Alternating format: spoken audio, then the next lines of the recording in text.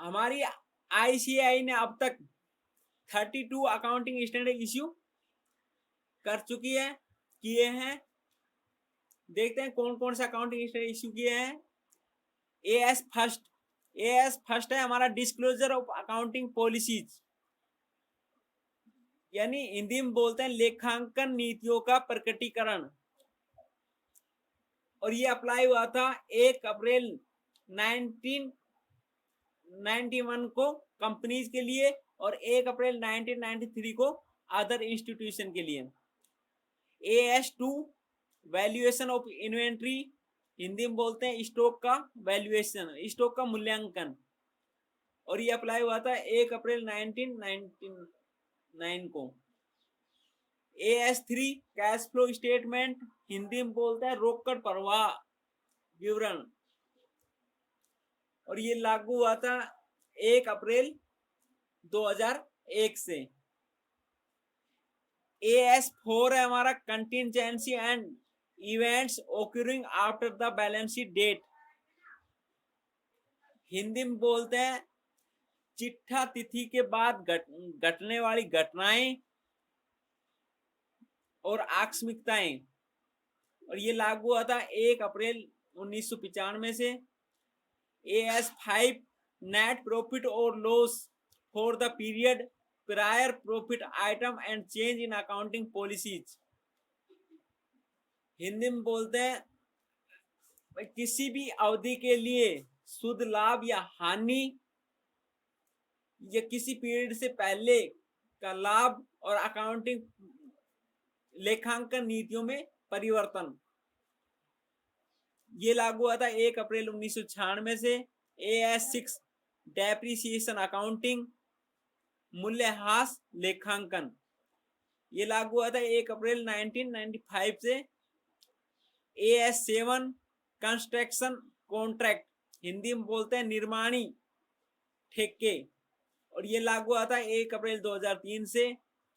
AS8 है accounting for research and development, Hindi में अभी इसको कैंसिल कर दिया गया, इसको ट्रांसफर कर दिया गया AS26 में, तो इसको 26 के साथ पढ़ेंगे। AS9 है रेवेन्यू रिकॉग्निशन, यानी हिंदी में बोलते हैं आगम मान्यता, ये लागू हुआ था 1 अप्रैल 1991 से कंपनी के लिए और 1 अप्रैल 1993 से अदर इंस्टीट्यूशन के लिए। AS10 है अकाउंटिंग फॉर फिक्स एसेट्स, स्थायी संपत्तियों का लेखांकन, ये लागू हुआ था 1 अप्रैल 1991 में कंपनीज के लिए और 1 अप्रैल 1993 से अदर इंस्टीट्यूशन के लिए। AS11 है the effects of change in foreign exchange rate, Hindi में बोलते हैं विदेशी विनिमय दर में परिवर्तन होने से क्या प्रभाव होता है उनके अकाउंटिंग, ये लागू हुआ था 1 अप्रैल 2004 से। AS12 accounting for government grant, सरकारी अनुदान का लेखांकन, ये लागू हुआ था 1 अप्रैल 1994 से। AS13 अकाउंटिंग फॉर इन्वेस्टमेंट, विनियोगों का लेखांकन, ये लागू हुआ था 1 अप्रैल 1995 को। AS14 accounting for amalgamation, Hindi में बोलते हैं एकीकरण के लिए लेखांकन, ये लागू हुआ था 1 अप्रैल 1995 से। AS15 employees benefit, employ benefit in employer account, Hindi में बोलते हैं नियोक्ता के अकाउंटिंग बुक में एम्प्लॉयज के बेनिफिट, कर्मचारियों का हित, ये लागू हुआ था 1 अप्रैल 2006 से। AS16 बोरोइंग कॉस्ट, उधार लागते, ये लागू हुआ था 1 अप्रैल 2000 से। AS17 सेगमेंट रिपोर्टिंग, हिंदी में बोलते हैं खंड प्रतिवेदन, ये लागू हुआ था 1 अप्रैल 2001 से।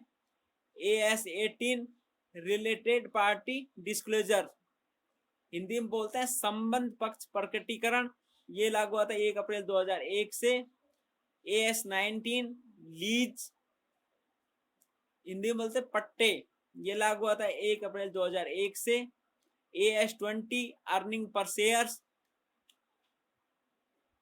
हिंदी में बोलते हैं प्रति अंश अर्जन, ये लागू हुआ था 1 अप्रैल 2001 से।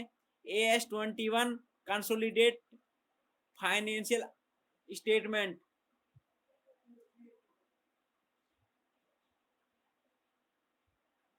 हिंदी में बोलते हैं एकीकृत वित्तीय विवरण, ये लागू हुआ था 1 अप्रैल 2001 से। AS22 accounting for taxes on income, Hindi में बोलते हैं आय पर करों का लेखांकन, ये लागू हुआ था 1 अप्रैल 2001 से। AS23 accounting for investment in associate in consolidate financial statement, Hindi में बोलते हैं एकीकृत वित्तीय विवरण के सहयोगियों में विनियोगों का लेखांकन, ये लागू हुआ था 1 अप्रैल 2002 से। AS24 डिसकंटिन्यूइंग ऑपरेशन, हिंदी में बोलते हैं बंद हुई क्रियाएं, ये लागू हुआ था 1 अप्रैल 2004 कंपनीज के लिए, 1 अप्रैल 2005 से अदर इंस्टीट्यूशन के लिए। AS25 interim financial reporting, Hindi में बोलते हैं अंतरिम वित्तीय प्रतिवेदन, ये लागू हुआ था 1 अप्रैल 2002 से। AS26 इंटेंजिबल एसेट्स, अदृश्य संपत्तियां, ये लागू हुआ था 1 अप्रैल 2003 से। AS27 financial reporting of interest in joint venture, संयुक्त, हिंदी में बोलते हैं संयुक्त सास में हित के का वित्तीय विवरण, ये लागू हुआ था 1 अप्रैल 2002 से। AS28 impairment of assets,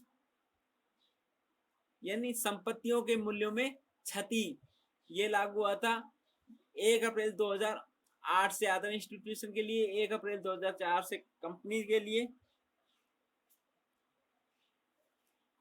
AS29 provisions contingent liabilities and contingent assets, Hindi में बोलते हैं आयोजन, संदिग्ध दायित्व एंड संदिग्ध संपत्तियां, ये लागू हुआ था 1 अप्रैल 2004 से। AS30 financial instrument recognition and measurement, वित्तीय प्रलेख पहचान एवं मापन, ये लागू हुआ था 1 अप्रैल 2012 से। AS31 फाइनेंशियल इंस्ट्रूमेंट रिप्रेजेंटेशन, वित्तीय प्रलेख प्रस्तुतिकरण, ये लागू हुआ था 1 अप्रैल 2012 से। और AS32 है फाइनेंशियल इंस्ट्रूमेंट डिस्क्लोजर, वित्तीय प्रलेख प्रकटीकरण, ये लागू हुआ था 1 अप्रैल 2012 से।